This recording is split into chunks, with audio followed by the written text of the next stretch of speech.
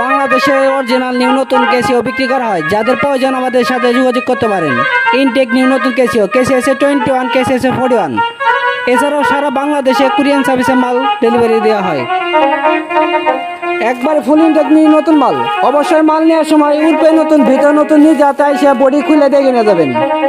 প্রতারণার শিকার হবেন না। এখন আপনার মাঝে টুন বাজিয়ে শোনাচ্ছি, দেখেন।